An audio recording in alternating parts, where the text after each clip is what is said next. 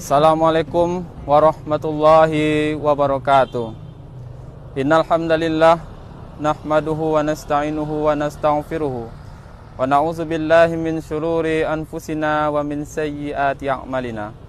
May yahdihillahu fala mudhillalah wa may yudlilhu fala hadiyalah. Asyhadu an la ilaha illallah wahdahu la syarikalah wa asyhadu anna Muhammadan abduhu wa rasuluhu sallallahu alaihi wasallam la nabiyya ba'da. Kaum muslimin yang dimuliakan oleh Allah Subhanahu wa taala. Pertama, kembali kita selalu bersyukur kehadirat Allah atas limpahan rahmat, nikmat dan karunia-Nya kepada kita semua.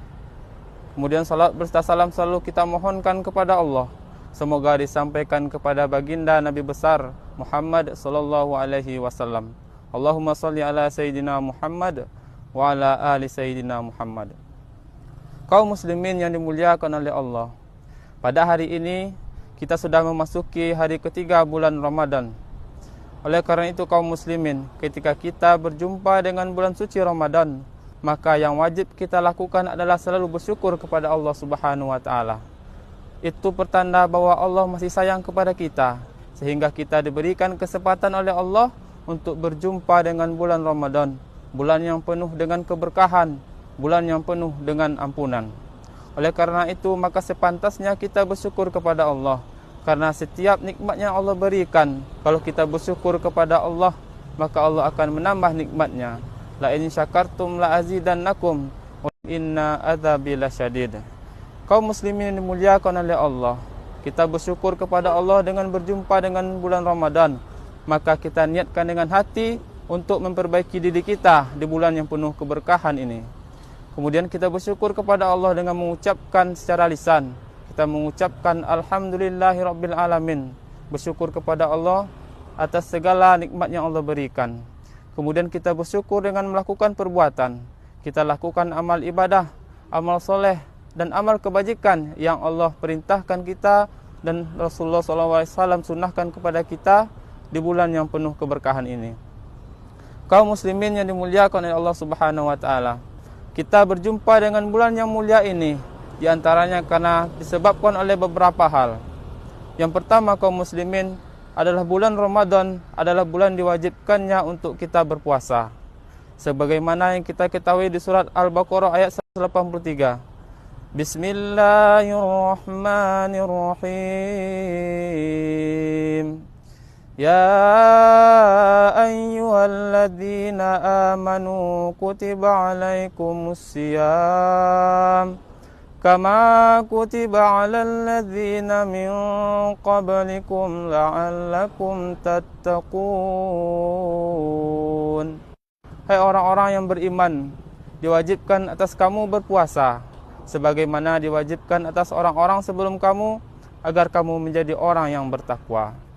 Jadi tujuan kita berjumpa dengan bulan Ramadan adalah bagaimana kita berusaha untuk menjadi orang-orang yang bertakwa. Itulah betapa sayangnya Allah kepada kita, agar kita menjadi orang-orang yang bertakwa.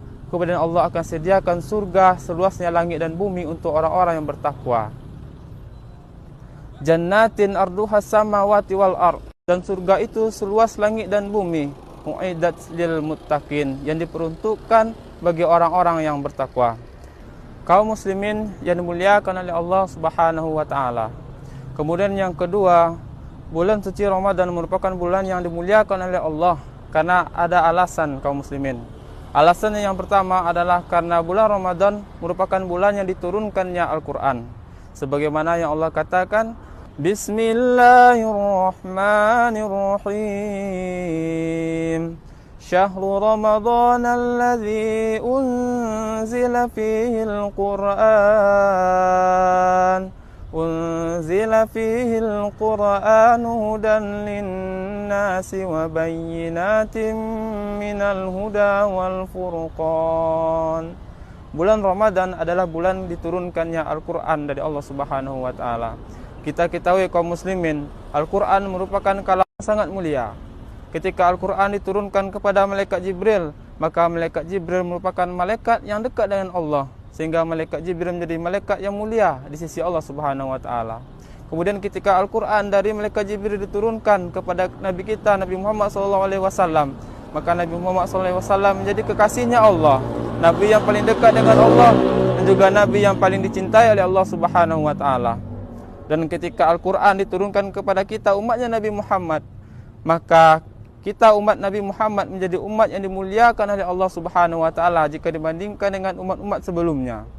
Dan ketahuilah kaum muslimin, ketika Al-Quran diturunkan pada satu bulan, yaitu bulan Ramadan, maka bulan Ramadan menjadi bulan yang dimuliakan oleh Allah Subhanahu wa Ta'ala.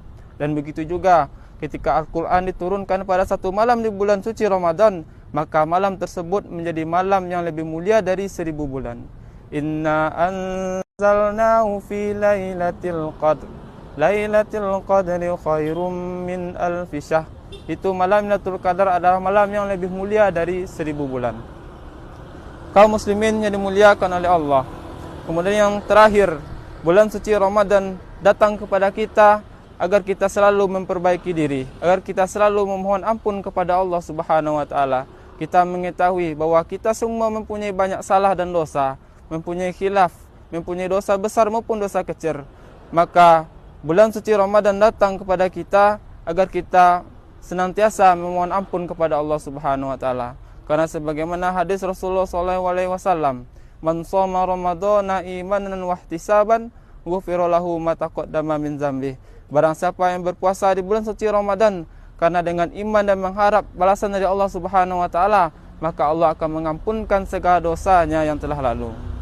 Itulah kaum muslimin yang dimuliakan oleh Allah. Maka bulan Ramadan yang datang kepada kita ini, mari kita manfaatkan kesempatan yang diberikan oleh Allah Subhanahu wa Ta'ala. Karena belum tentu kita dapat berjumpa dengan bulan Ramadan tahun ke depannya. Oleh karena itu mari sama-sama kita perbaiki niat kita untuk meluruskan niat kita agar kita menjadi orang yang bertakwa di bulan suci Ramadan. Karena segala sesuatu itu tergantung kepada niat kita. Innamal a'malu binniyat wa innamal likulli imri'in ma nawa. Oleh karena itu, segala amal perbuatan tergantung kepada niatnya dan setiap orang akan mendapatkan sesuai dengan apa yang ia niatkan. Demikianlah tausiah yang dapat saya sampaikan. Mudah-mudahan apa yang kita sampaikan dapat bermanfaat bagi kita semua, terutama bagi saya yang menyampaikan. Mohon maaf atas segala kesalahan atau kekurangan. Saya akhiri wabillahi taufiq wal hidayah. Wassalamualaikum warahmatullahi wabarakatuh.